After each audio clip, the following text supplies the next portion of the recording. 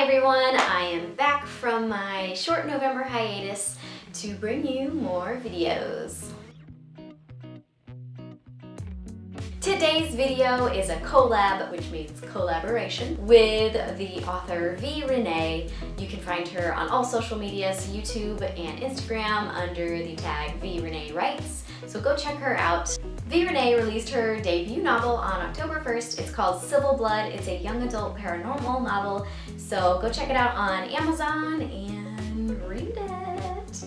She is also a first-time NaNo-er for National Novel Writing Month for 2018. She works a full-time 9-to-5 job while I work a full-time stay-at-home mom job. So we thought it would be fun to see the differences between being a stay-at-home mom and working 9-to-5 and how it affected our Nano life for the month of November. If you're not familiar with National Novel Writing Month, I've talked about it in some previous videos, but basically it's the month of November where you attempt to write 50,000 words for the whole month. First question, as a first-time NaNo-er, why did you decide to participate? I love to challenge myself, and I've just recently dove into my writing quite intensely, and I really wanted to see if I could do it. That's it. So, did I complete the 50,000 word challenge?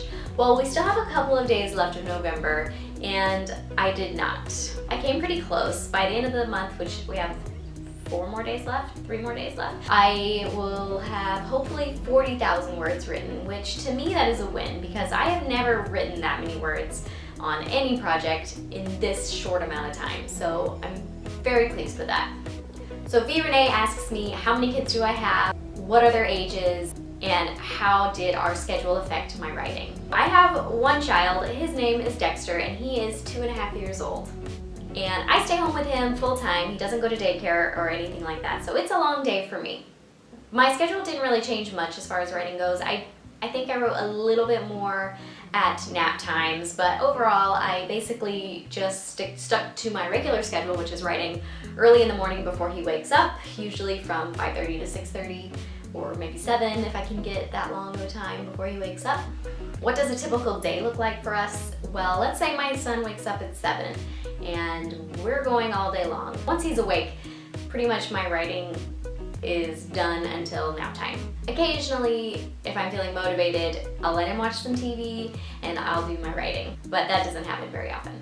He has a pretty long nap time still, get like 2 to 3 hours, which is awesome. I found that while I wanted to write more during nap time, I couldn't. I was either hungry or exhausted, just wanted to take a break, didn't want my mind to be too busy. Some days I was really motivated and I wrote a lot during nap time, but most of the days I didn't. And then after he wakes up from his nap, he's up until 8:30 at night, and then we have bedtime. And once bedtime is done, I am fast asleep, like almost right away.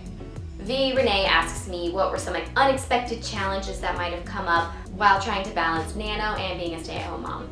The biggest challenge I faced was pushing myself to write more than 1,000 words in my hour writing time in the morning. Sometimes my son would wake up earlier than expected and I would lose out on writing time. I was often starting to do sprints in the morning just in case he woke up, and then that way I would have a good solid chunk of writing done in a 15 or 20 minute sprint. So for the times that I did get behind in writing, I was able to escape on the weekends to a local coffee shop to just write for an hour and get some extra words in, and that actually really helped, and it was really nice to do something like that because I don't normally write in coffee shops. Do I have a daily word count, and was it different this month?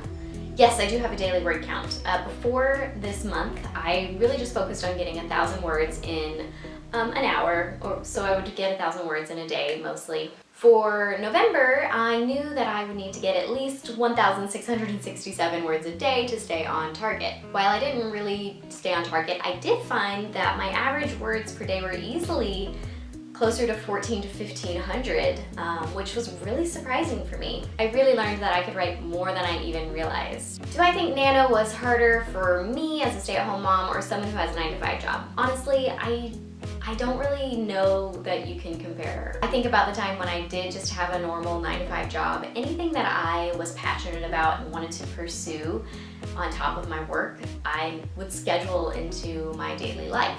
If it was important enough to me, then I would make sure that it got done. I would say the biggest difference for me now compared to before being a stay-at-home mom, I'm much more emotionally drained. You're dealing with it all day long, especially 2-year-old tantrum, potty accidents, all sorts of stuff, mixed in with all the fun and exciting things too.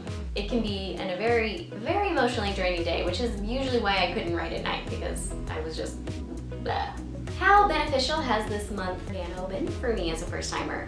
It's been extremely beneficial. So not only did I reach my main goal, which was to finish the first draft of my first book, because I had already started on that project before. I needed to finish that, and I did.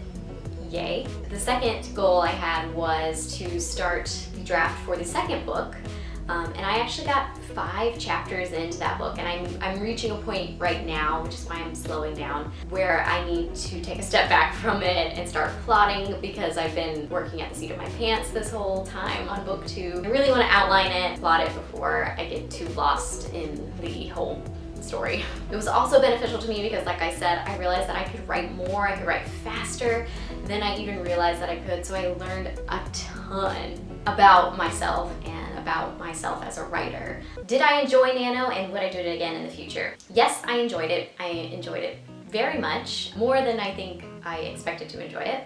I would absolutely do it again, and I highly recommend it to anyone who is thinking about writing a book or has a story and they want to get something down. Well, that's it. Those are all the questions Renae had for me. Please go over to her YouTube channel and check out her video talking about being a 9-to-5, doing Nano for the first time.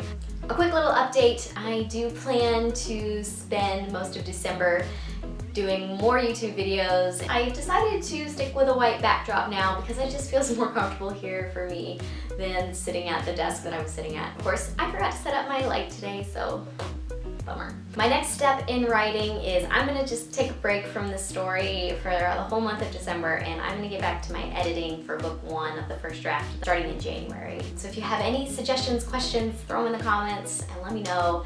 Find me over on Instagram at Lisa Corey's Writes, and I will see you guys in the next video.